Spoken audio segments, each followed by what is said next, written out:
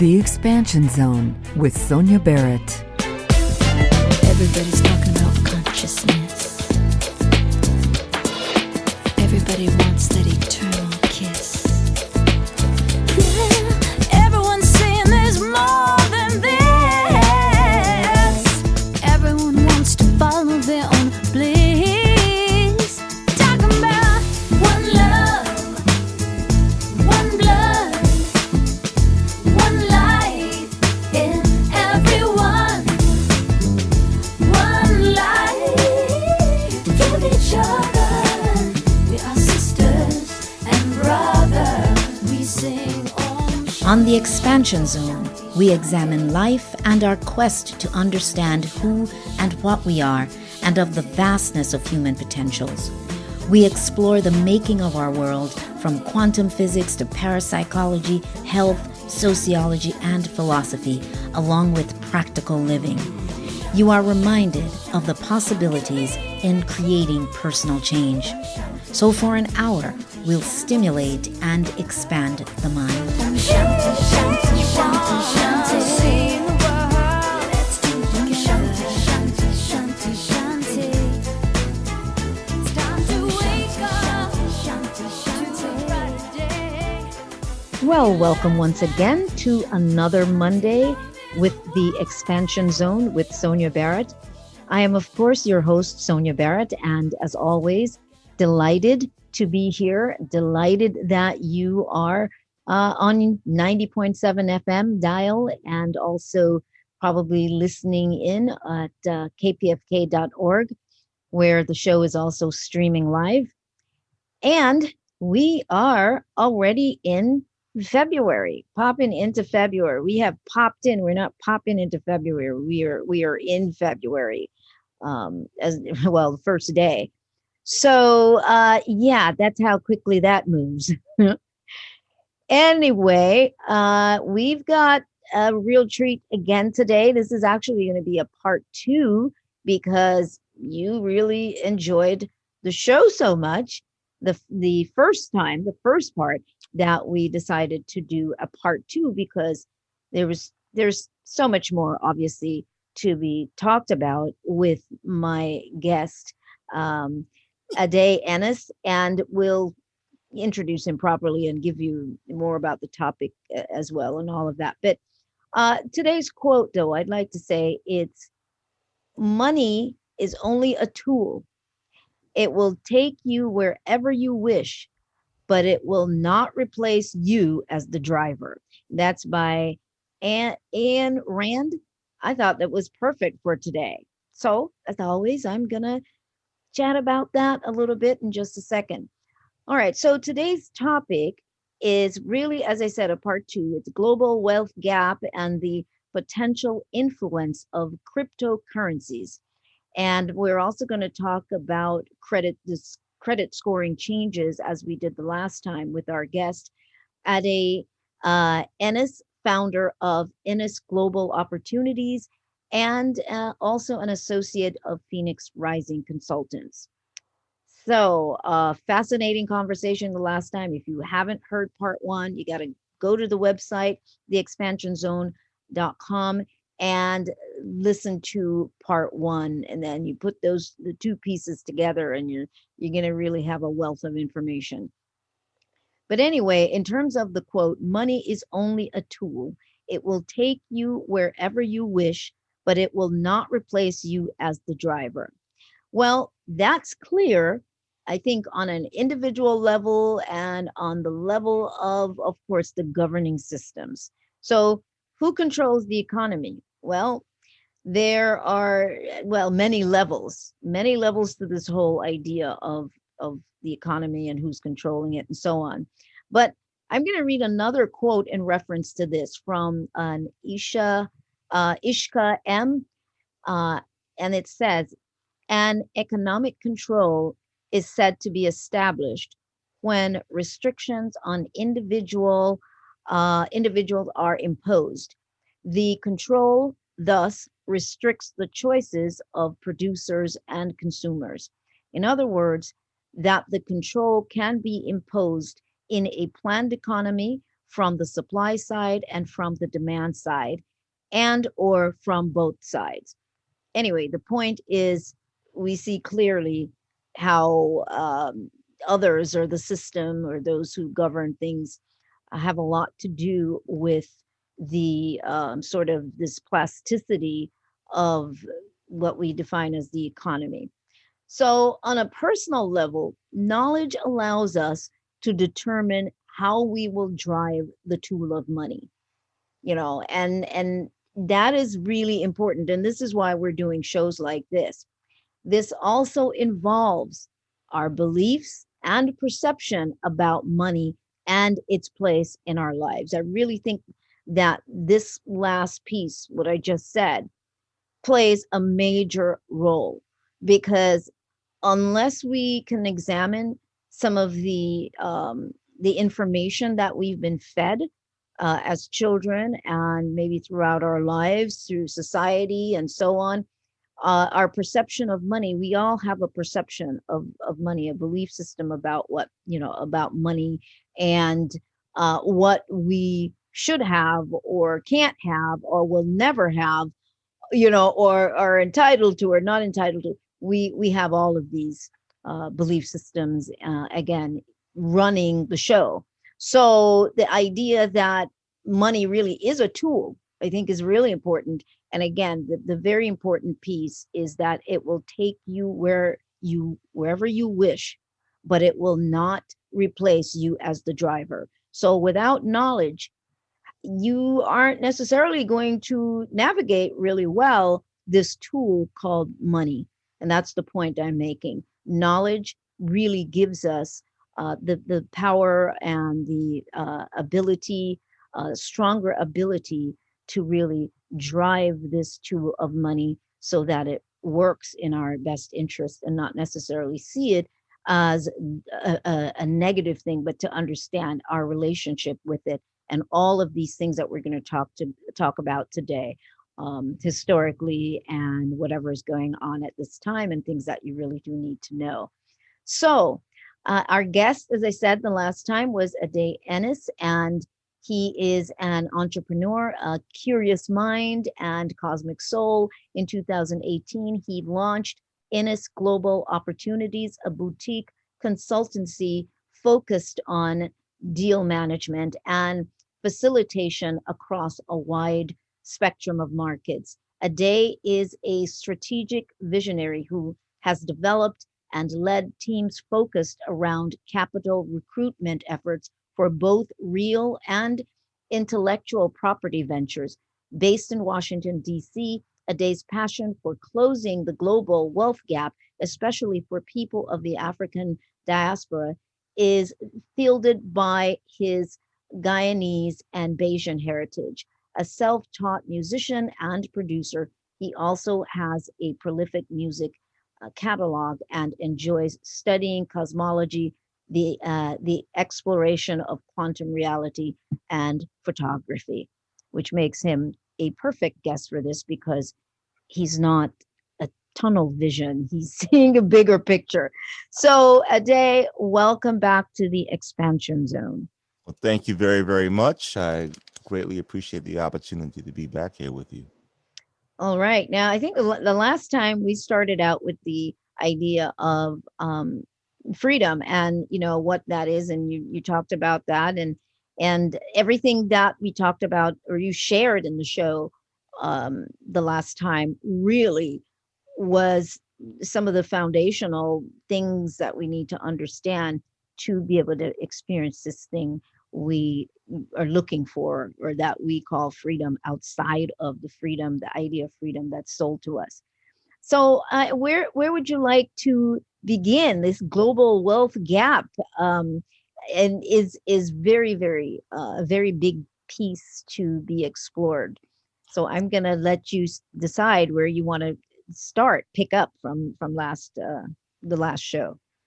Well, I mean, since you mentioned the global wealth gap, I think it's probably best to start with getting a clearer picture of what that is. The global wealth gap right now, when we talk about that, what we're talking about are over 7.8 or so billion people on this planet. Most of which, 99% of which, are making collectively the same amount of money as the top 1% of that number. And when you think about that in terms of what that means to your pocketbooks, what that means to you as an individual, it might seem like a really big thing to consider, but really, really think about it deeply. How your own lives are being affected by the fact that the distribution of wealth on this world is really not focused on you. It's focused on, at least if you're not in that 1%. Most people on 70% of this world right now is making under $10,000 a year, right? In terms of their collective net, in terms of their individual mean net worth. You have some people who are above that, who may fit into the perspective of being, the upper middle class of the world, if we can still call it that. But even those people, maybe they're making over 100,000 or so. Those are it's a very small fraction of the world itself. In Africa right now, according to current statistics, the mean net worth of the average adult person in Africa right now is about $4,000, right? In Europe, it's very different. It's about $140,000, $145,000 as the mean net worth. So it's just an incredible picture that keeps on evolving, a momentum that keeps on generating the kinds of results that we're seeing, which are reduction of home ownership, reduction of land ownership, reduction of ability to really survive in a very aggressive economy structure. And for that reason, as we talked about before, doing certain things is critical at this moment, especially considering that this gap that we have is only going to grow. It's critical right now to begin to look at your credit. It's critical right now to begin to look at strategies that you're going to lay out to survive and to be able to thrive as the years evolve. Right now, most people that if I talk to, most people who I encounter, most people have no idea not just what their credit scores are, but what to even begin doing about healing their credit. When credit in many ways is a major piece to rebuilding your financial profile, to becoming a stronger financial participant in the global economy. And so I think I probably want to start there. I'd want to start at the most basic place. The Yeah, first no, that's excellent. That's to be able great. to help ourselves. Absolutely. And here's the thing. This place I call it this place that we're in, this these United States, and it's not just here, but all over. But the importance of debt, as crazy as it seems, the importance of debt in our society, in a way where it what enhances or allows you to be able to navigate more.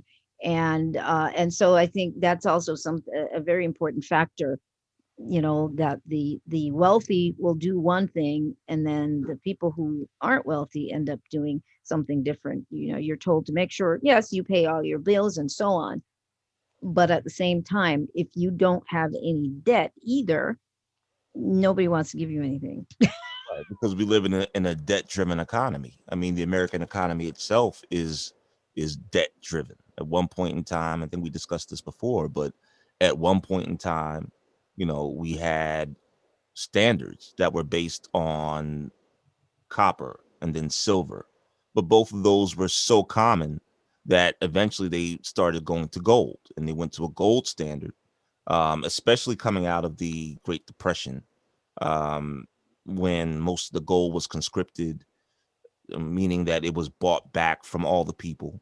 And actually, there were federal laws that were instilled, that specifically facilitated the ability of the government to take your gold from you. It was illegal to own gold, right? So that gold, all the gold that people had, went into the what we now know today as Fort Knox, and the value was then manipulated and used as a way of pulling America out of the depths of the Great Depression.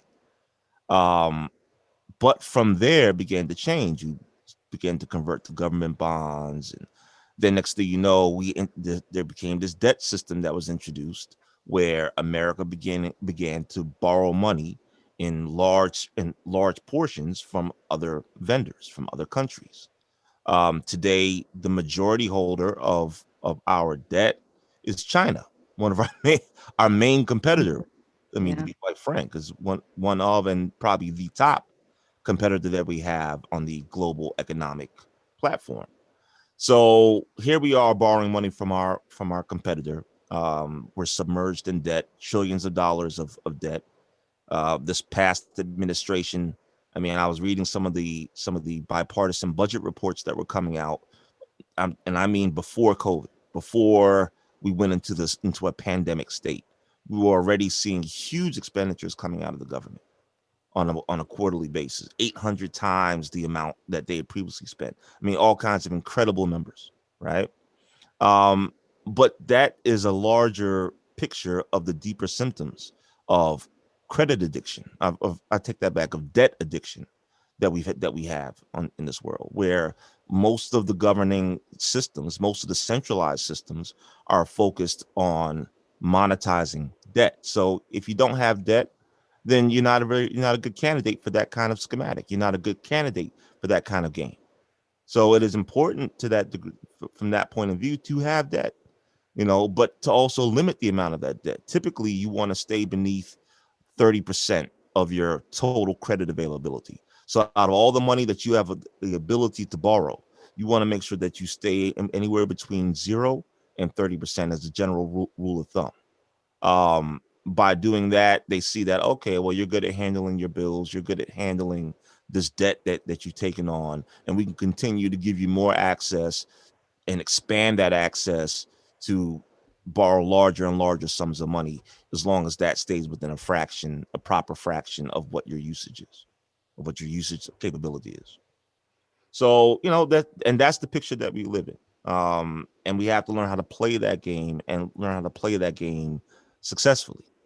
And the best ways to do that first are to understand what's on your credit report.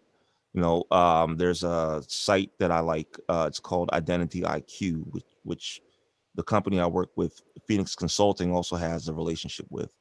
But go there. Why? Because yes, Credit Karma is good, and these other services are great, but they don't always give you a comprehensive view of your total credit picture. They're not giving you the professional lens. They're giving you a consumer lens, which at many times can tell you what the consumers want to hear. Oh, my credit is larger than I think it is. Well, it may not be. Let's go and get an accurate picture. Once that accurate picture is gotten, then you can therefore, from that point, move and call Phoenix Consulting. You can call and have a professional go through your credit history with you. Begin to understand specifically, well, what's happening, what's affecting me, right? There's something we talked about last time, which is extremely important, something which is called the FICO 10 system, where they've now upgraded the credit scoring system from a previous matrix where they could only look at certain time period. They could only look at a snapshot of where your credit was at in that moment. Now they can expand that and look at a 24-month history of your credit when you go to apply for a car, when you go to get a house, when you go to apply for a job, when you go to apply for anything that you deem is necessary at that moment. You're going to find a lot of resistance if you haven't already addressed these issues. And that starts from taking a look at your credit, knowing what's there, getting a professional on your side to help you clean it up, fix it, get whatever credit lines, trade lines, primary accounts that you may need, and then begin the process of really healing your credit and healing your financial picture. Yeah, this is going to make a huge difference. I keep going back to, um, for the many people who, because life is challenging, as we know, and the many people that really have not been dealing with credit. And let's face it, I'm just going to be honest. Okay, so in terms of these struggling communities, let's say they go and they get these, like, rent to own, these kinds of, I don't even know, I can't even call them credit. I don't know what to call them, but you go and you get those things, and the interest rate or whatever it is you're paying is so high. But my point is that the reason why those communities we do those things is generally because we don't have the credit, right? Correct. To do many of those things. So it ends up being a disadvantage because now you've spent so much on this one item when you could have gotten several other things for the amount that you end up paying. So right now it's really even more crucial that we look at that. And it's not just to buy furniture and things like that, but it's, it's bigger things, like we're saying, like something stable for generations to come. I definitely agree with that. There is a psychological challenge that many of us are beset with. Those who have grown up in the consumer class, of this country and this world economy. We've been taught about buying. We've been taught about getting.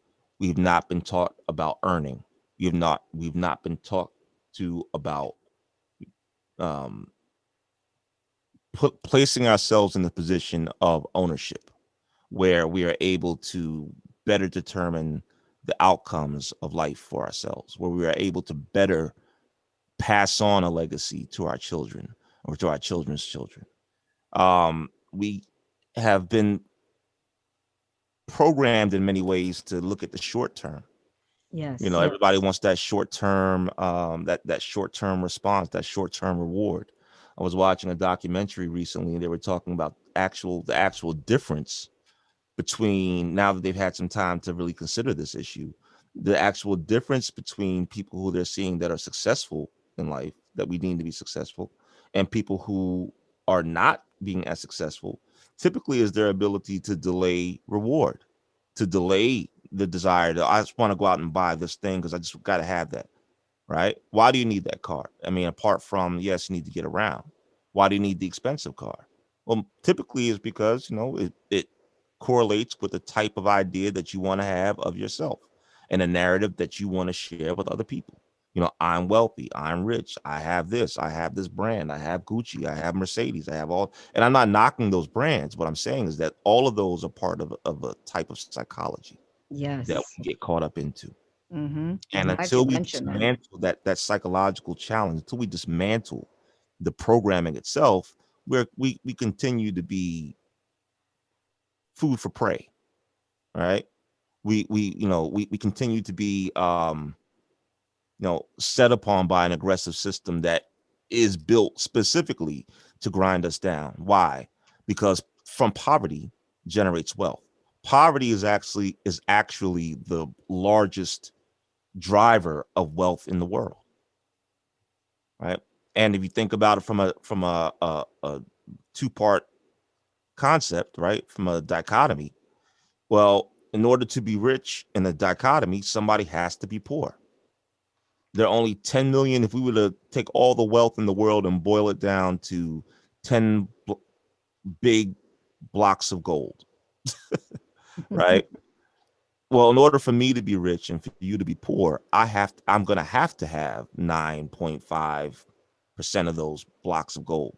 And I'm going to leave you with 0.5 to not just take care of yourself, but to take care and share with the rest of the world who can never be on my level. Because if you approach my level, that means that the sustainability of my wealth long term is not guaranteed. Hmm. Right. So we are living in a world that has been programmed to create exactly what we have. But there are solutions. There are options. There are things that we can do. Credit is one part. The other part is, once you have your credit established, then what do you do with it? Are you going out to go buy a car? Well, that's not adding to your net worth. It may be helpful, but it's not adding to your net worth overall. Um, are you going out to buy a house? Well, that may be that may make sense depending on what the market is doing at any given point in time. But that's a more solid direction in terms of building wealth, transferable wealth. And there are other options. There are options that exist on the stock market, as you see a lot of people starting to move in that direction of doing learning about investments. There's a whole new investor class that's being developed out of the time period that we've had with COVID. People have taken some time to educate themselves, and there are more people coming onto the market. There are opportunities in the forex, the foreign exchange currency market, where there's a lot of volatility and a lot of opportunities for growth. And there are tremendous opportunities in the crypto market, which I actually think, to me, represent probably the future of where the world economy is going to. A world of decentralized, non-fiat currency, where we're going to start seeing more currencies just like Bitcoin or Ethereum begin to develop and spring out, because now proof of concept has been given. People have seen the success, right? And in that, especially considering that Bitcoins and all these different cryptocurrencies are made out of nothing, except for belief. And of course, they're also made out of very smart technology, which allows for the transfer of an accurate ledger, a ledger that cannot be changed. And with the combination of these things, they found a way to create value from belief in a different way that we've previously seen. That type of opportunity exists for all of us to participate in, to find the growth spectrums in, to find the growth trajectories and benefit from. But once again, all of it starts with having a firm enough financial platform that you can begin looking at these other options. So thus, all of it has to start with credit. All right. So what I'd like to do right now is this. I'd like for us to go to break and then come back and continue this conversation and dive into a couple of things that I do want to ask. I do want to ask you about. But anyway, this is really great. Thank you so much for sharing this information, because I think it is so necessary. Of course, of course. All right. Well, everybody, please stay tuned, and we will be right back after this brief break. And we are back. We are, of course, coming to you from KPFK 90.7 FM in Southern California, and, of course, streaming live at kpfk.org. You are listening to The Expansion Zone with Sonia Barrett, and that is me, your host. And our guest today, Ade Inniss, and we are doing a part 2 on a very important topic, which involves global wealth gap, information on global wealth gap, and of course, its potential influence in terms of cryptocurrency and the new changes in credit scoring, credit rating. And I'd like for Ade to really give us some insight into some of his journey, which I think is very significant, very important here as to why he's so passionate about all of this. But I also want to say, based on some of what he had said before, that we've been sold the dream, particularly here, the American dream, even though the dream is sold all over the place, but the dream. And it's not just people who are, impoverished that are sold the dream, but it's on so many different scales, so many different levels that the dream has been sold, and people have bought into it in different ways. And the idea of, what is success as defined. And I think those things are very, very important in terms of making choices that are going to be more sustainable choices for ourselves and for the future generation as it unfolds from us, our children, grandchildren, etc. All right. Well, that's it. That's it from me for right this second. Ade, let's dialogue with you now. If you want to share, what has created this kind of passion for you? So it's a great question. I grew up in a family of entrepreneurs. My mother from Guyana, my father from Barbados. And growing up with my mother, I got a great opportunity to watch as she built a business and how much she went through to generate, great profit from in a space that she didn't really know a lot about, but she knew how to sell herself, and she knew how to, be able to approach government contracting and actually was able to make a real significant set of developments in that space of doing tech in at the early stages of what tech was at that time. Um, for myself, I watched her rise, I watched her fall, and then I had certain different businesses over the course of my own lifetime, um, and was doing fairly well up until about 2012. 2012, I went through a series of things, one of which including the loss of my mother. She passed away, unfortunately, from cancer.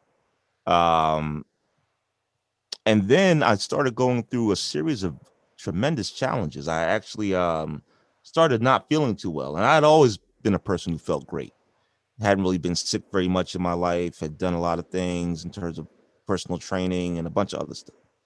But here all of a sudden, about a year after my mother passed, I started not feeling well. So I ended up going to the doctor after a few months of just not feeling great.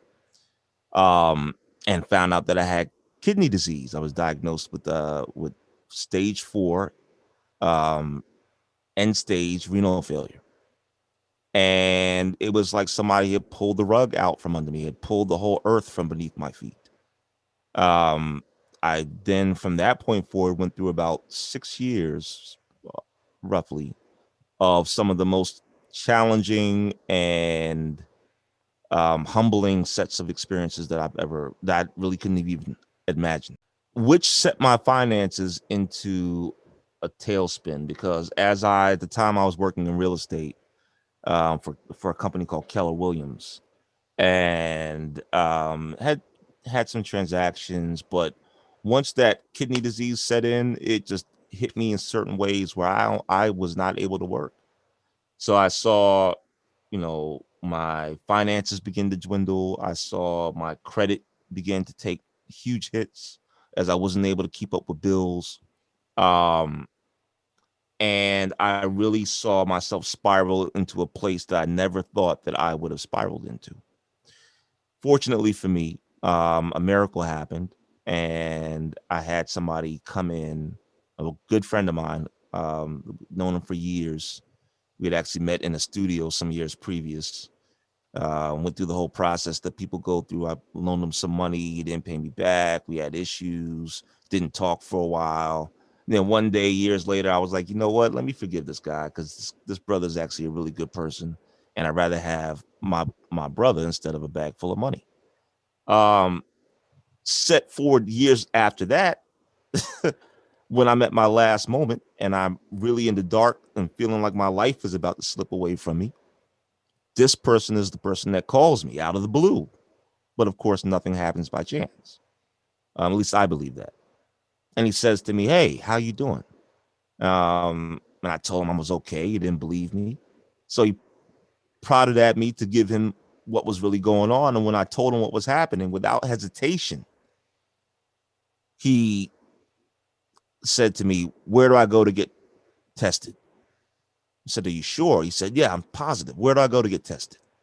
So he went and got tested, and you know, uh, as the angels were smiling down upon me on this particular day, I found out that he actually is a perfect match, a perfect medical match.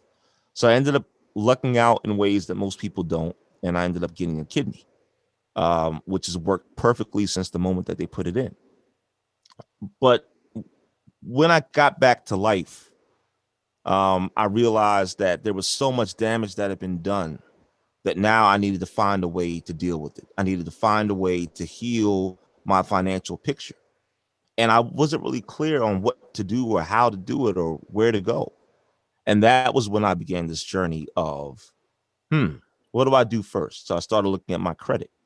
I talked to a friend of mine who had a friend of his who knew about, who worked at this company. She just started up this company called Phoenix Rising Consultants. And I ended up reaching out to her. And from there began the process of building my credit and learning about what does it take to make credit work. While at the same time, I also began educating myself in securities investments, securities trading, stock markets, Forex, Bitcoin, blockchain, and really began to develop a competency in these various areas that I was able to synthesize with the real estate market and other places I'd been in the business arena.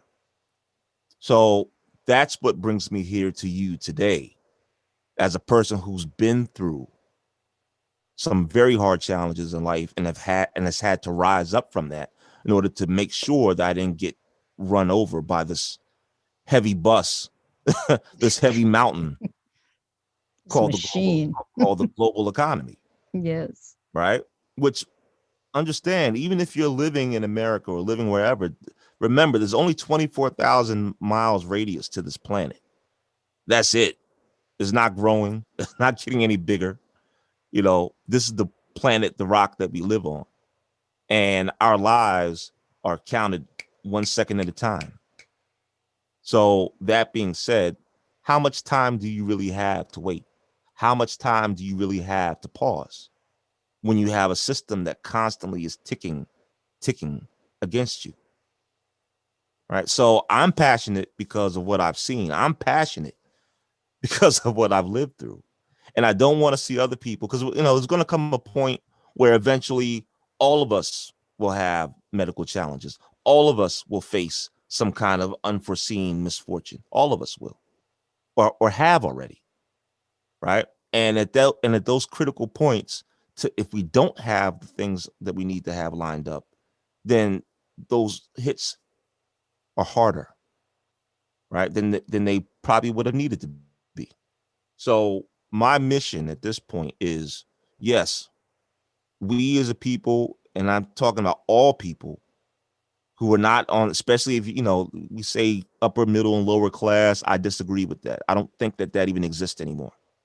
I think that in many ways may have been a narrative to begin with, because the truth is there's really only over and under classes. That's it. Right. And we here in this underclass, who are the major consumers, who are the major drivers of wealth for all those in the overclass, we need to begin to marshal our forces. We need to begin to steel ourselves. We need to start the process of healing what needs to be healed, so that way we can be whole, you know, and pass that wholeness on to our children and their children. So that way we can stop producing more and more broken people, more and more broken psychologies. Oh boy, that is a story. That is a very important story, because so many people that are, you know, people are listening, and they've either experienced maybe something similar, but like you said, they have at some point experienced some harsh realities. And I certainly get it. I've been there with experiencing some difficult moments where I also had to pull myself back at some point. You know, I've been through foreclosure as well, and all those things. Um, I've dealt with, as some of you have. So here in this opportunity now, if somebody's listening and they're like, okay, I would love to get that part done, the credit part cleaned up, and also, how do I get educated then on some of these financial tools that you've described? How do I, so it's comprehensive. How do I go and find out more about cryptocurrency, or forex, or all those things? How do I find out? Because there's such an assortment of information out there. Do you have any suggestions on that? And then we'll talk about what you're offering. Well, so starting off with from the credit piece of it, what I would say is today, right now, I would go on to identityiq.com. I would open up an account, and I would immediately start looking at what my credit history is, where my credit score is at, and I would start looking at, well, what's on there and what do I need to do? Knowing that I, as an individual, may not have all of the wherewithal to be able to understand that properly, I would also call up somebody. Now, in this case, I'm going to recommend Phoenix Rising Consultants, because to me, they've been effective. They've done the work. I've seen the growth in my credit history and my credit score. Right. I would call them up, and I would have somebody sit with me on the phone and go through line by line what's happening with my credit and what do I need to do to fix it. Once I know that, then I would I would then decide on, what can I do right now? Can I put the money in to fix my credit? And if so, I would go ahead and do that and start the process, because now that they're using the new FICO 10 system, you know that it's going to take a while. It's going to take at least 24 months to get to a place where your credit, as long as you're doing what you need to do and you have the proper guidance, that your credit will be strong enough to be able to allow for you to be able to begin to leverage debt to your advantage more That's a effectively. good way to put it. Yeah, to be able to leverage death to your advantage. It's like you don't even get in the game. You can't, it's like most people, yeah, we've been playing on the outskirts of this thing, but not really being educated enough to know how to come in and play. Because let's face it, life is an incredible game, and this whole money structure that's been put together by other human beings. I think that's what we have to also remember. Other human beings have constructed this money matrix, and if you don't know how it works, you can't play. It's like Monopoly or any game. You can't play. You don't know the rules. You don't have the tools. It's just not going to work. I mean, and then beyond that, knowing how it works is one part of it. Knowing what it is, Hmm. the other part. Most people don't even know what money is. When we talk about, and I think cryptocurrencies give a great example of this. When we discuss cryptocurrencies and what they are units of value, period. And anything can have value. Like, I could have a bottle of water and you could be thirsty.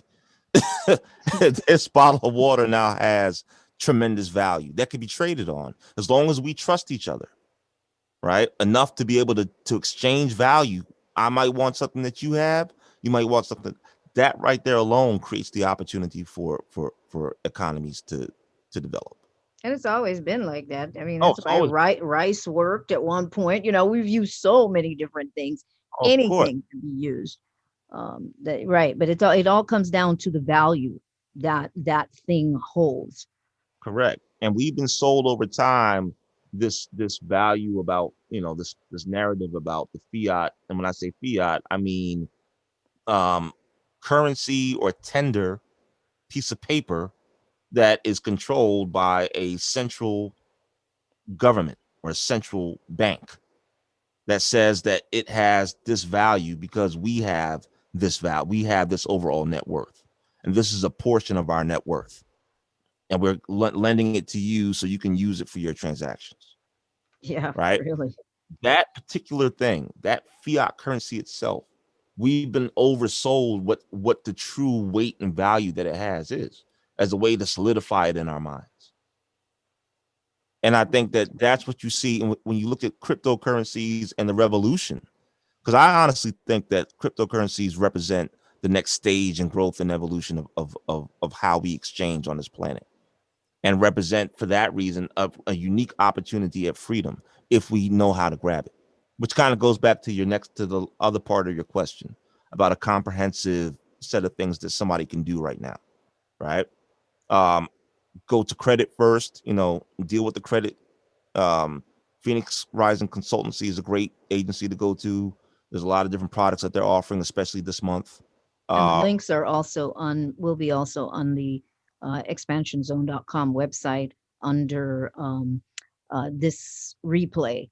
So just click on it, and if you didn't get to write it down today, it's all there. exactly.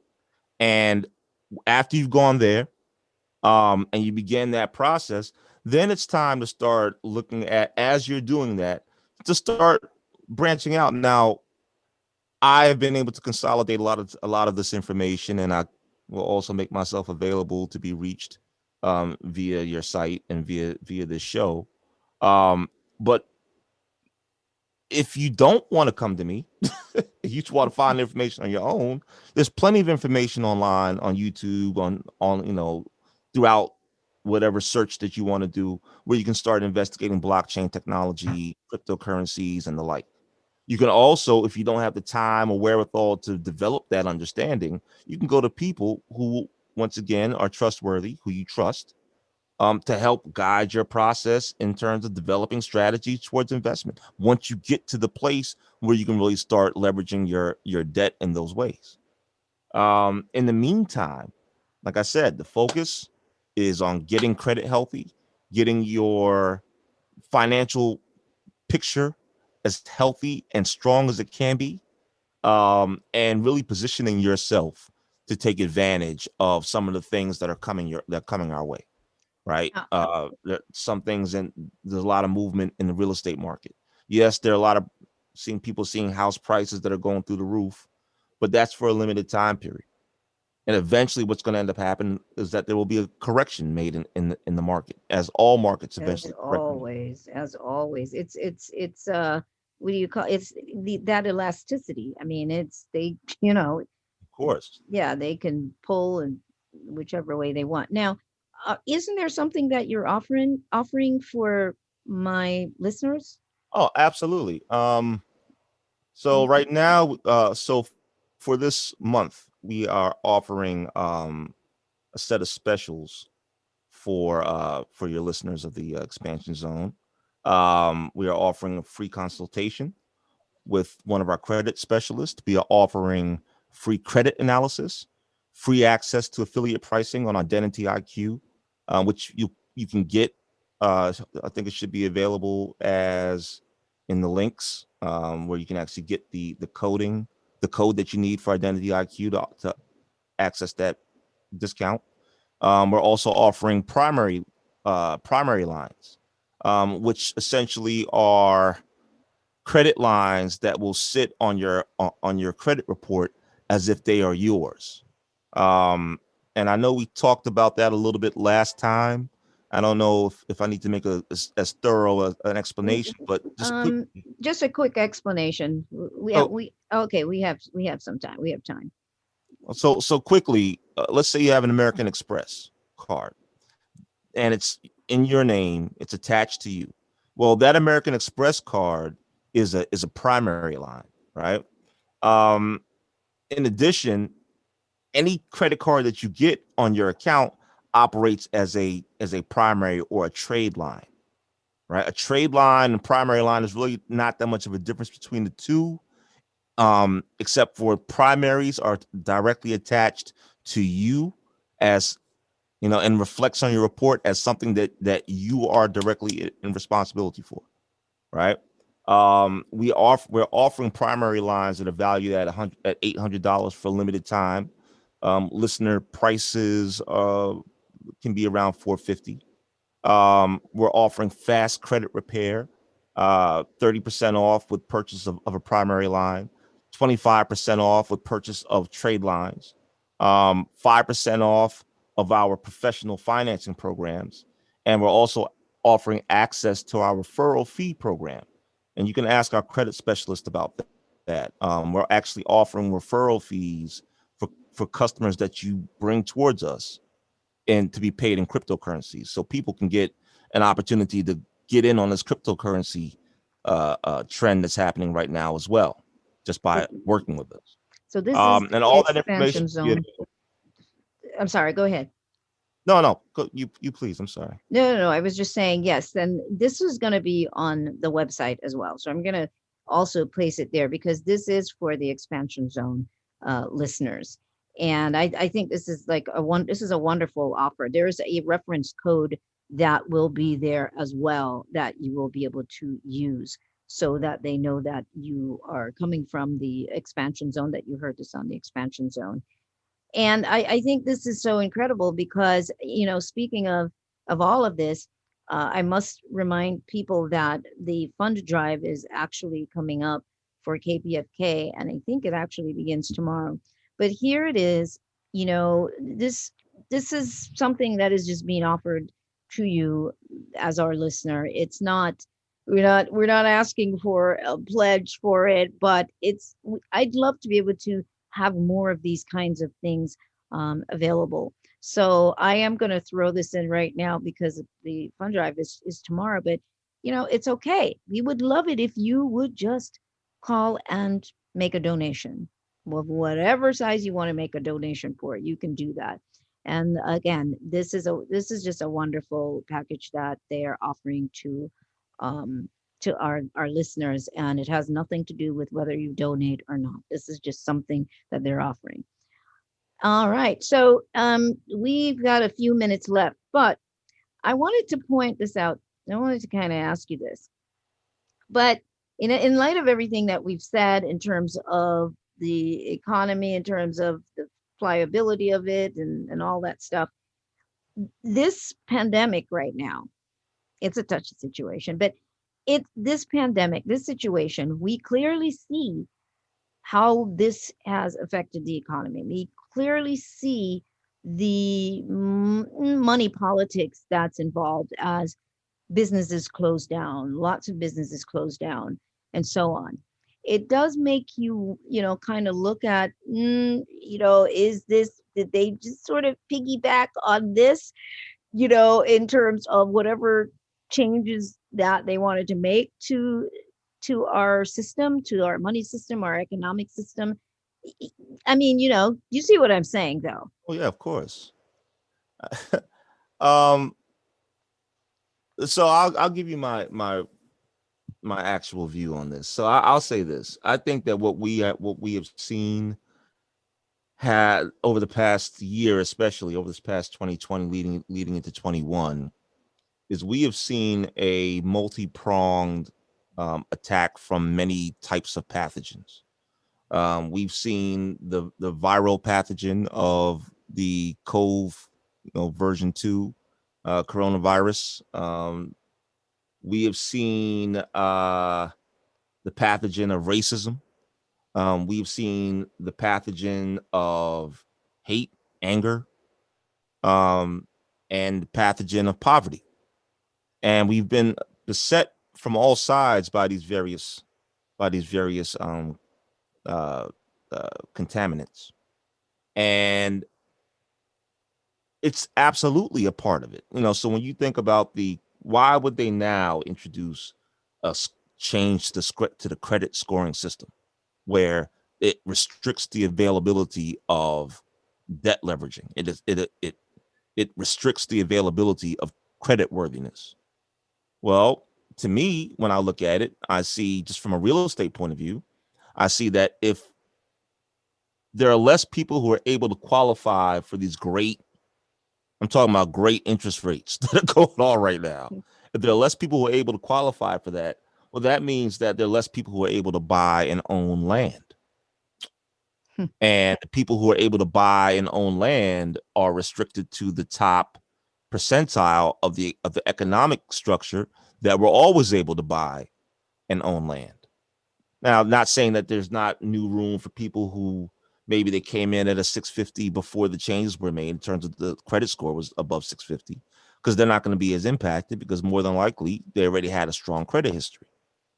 But all those people who are trying to get a leg up and get out of where they are have now found it much more difficult to do so. In addition, business loans. Now, granted, you can disconnect your business credit from your personal credit.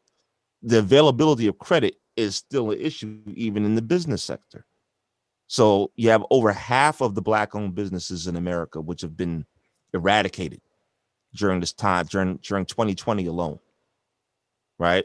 That are now, you may have people who are, well, maybe, honey, maybe we can just go ahead and apply for a business loan and be able to. Well, we can't do it because FICO 10 is hitting our score and saying that we're not going to be able to apply for anything for the next couple of years. So now you have a reduction in minority-owned businesses. You have a reduction in job worthiness because now people are so unemployed. There's so many people unemployed now.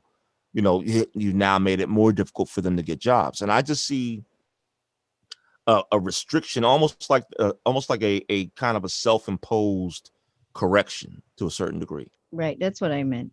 Absolutely. Yeah, that's exactly it. A We have about manipulate a minute to go. We've maybe a minute or less. Yeah. So I would definitely agree with that point of view, that what we're watching in many ways is the manipulation and the attempt at creating a correction against one part of the economic pie to benefit the other side of the economic pie. Absolutely. And again, it's such a touchy subject.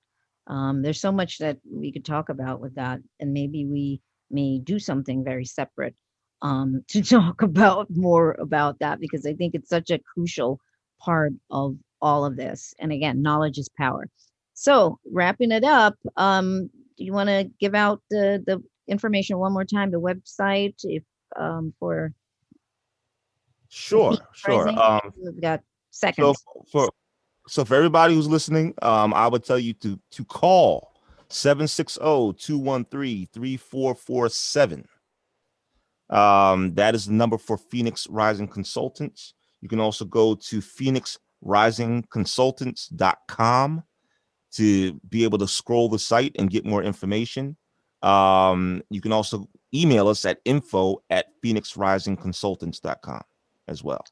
All right. Sounds good. Thank you so much for that wealth of information. And I look forward to chatting with you again. Thank you so much, Ade. Thank you very much for having me back on, and I wish everybody tremendous opportunity and prosperity. All right. Thank you. All right. Well, thanks to, again, our guests, and to you, the listening audience. Do really take all of this to heart and move forward in whatever way that you can, according to all that was said here today. Thanks to our engineer, D'Angelo Jones. And I remind you to visit theexpansionzone.com for this in the archive, and for so many other shows that are also there in the archive, and to please subscribe to the website. There's lots that we would like to be able to send you, but you need to get on the website. It's free. Just sign up, just subscribe. And also my YouTube channel, do visit YouTube channel. There's lots of stuff there as well. And to find out more about me, do visit therealsoniabarrett.com. And as always, I do like to remind you to live life to its fullest and question everything. Until next time, see you then.